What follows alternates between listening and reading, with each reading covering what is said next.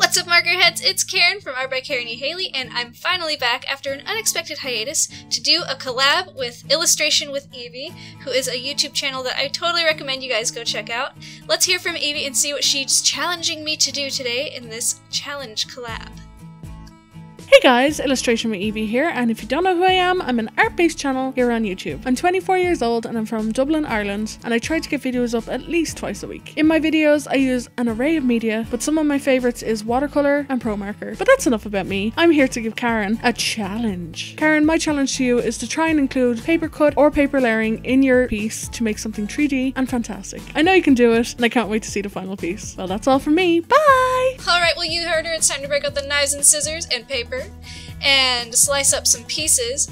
I used these to make color tests so that I knew what my background was going to look like.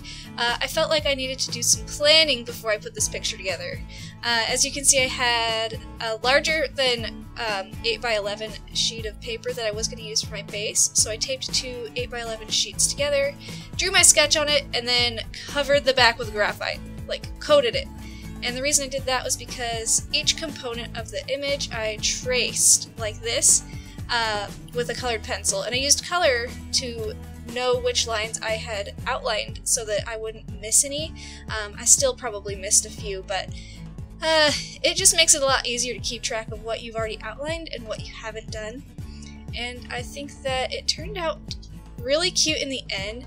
I think I remember Eveii mentioning in her little challenge clip something 3D, but I totally forgot about that when I was working on this project, and I didn't really do something three-dimensional, but I did use the paper layering, which is kind of what I was more comfortable with. And here you see I'm tracing really small components like the characters' mouths and Jigglypuff's little arms and stuff like that. And I wound up not using all of those little traced images, but I did use some of them. So I'm just glad that I had some of them ready, even though I didn't use them all. And I decided I wanted to incorporate my Copic markers into this illustration. I love my markers, and I love the effects that they can get, and I wanted to see if I could meld the markers and the cutout techniques to get something that I was happy with. And so here I am doing the sky, and the sky is something that I didn't want to be super high contrast. I think it wound up being higher contrast than I intended, but I basically just took two pink markers and used them on some cream paper and made some swoopy, like, frosting-y clouds, and I'm really happy with the way it turned out. I had to fill in some gaps where the paper didn't actually quite cover all of the white paper underneath, but it still turned out alright, and I am kind of happy with it.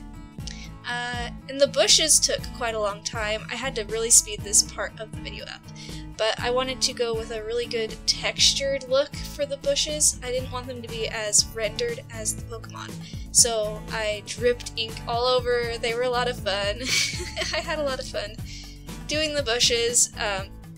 If you guys are familiar with my channel, you'll know that I really like to do backgrounds in my images, and I feel like my favorite part of the illustration is making an environment for the characters to live in. So I had a lot of fun with this one, and learned a lot about using an X-Acto knife versus scissors, and what is easier to do and what's hard to do.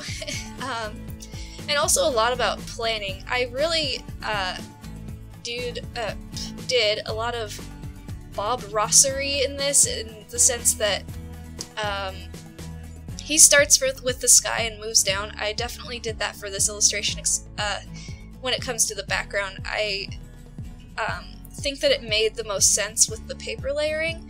And I also used a lot of the mistakes that I didn't intend to make, and went with them. So I just want to say that, like, when you're working with a new medium, you learn a lot that you don't think you're gonna learn.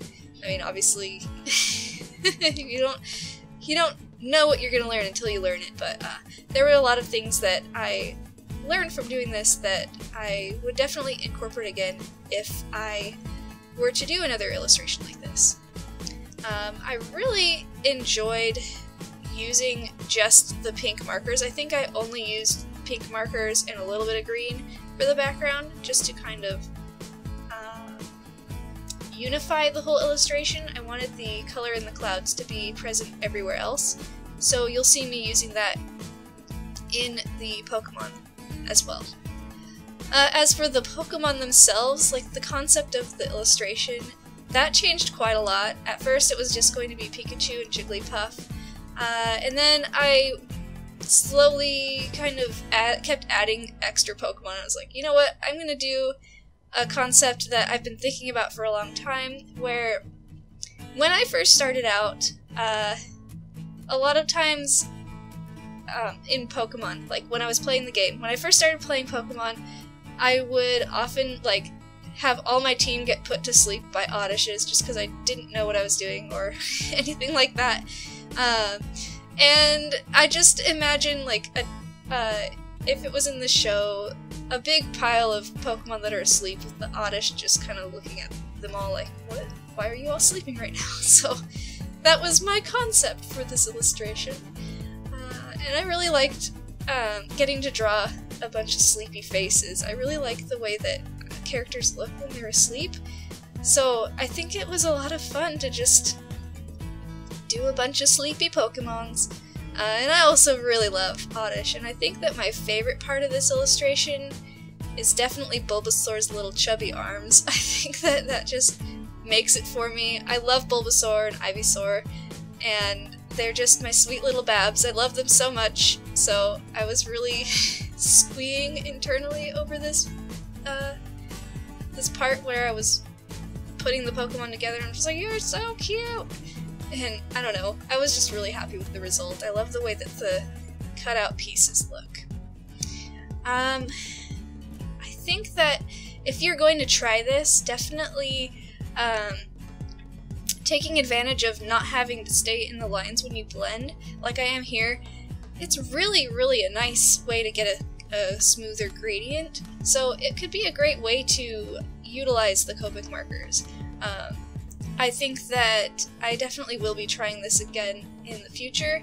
I'll probably try to up my contrasts a little more. I think that that could have increased. I think that while I am happy with the way that the picture turned out, I feel like all the values are pretty much the same. It's hard to pick out certain things in parts of the image. I think that if I were to do it again, I would try to push the values a little bit more, maybe use some darker paper or darker markers. Out of all of these Pokemon, I think Squirtle was the hardest. I've always struggled with drawing Squirtle, and so he was really difficult. If you want to try doing something like this where you have characters, I would definitely recommend doing what I did and keeping the characters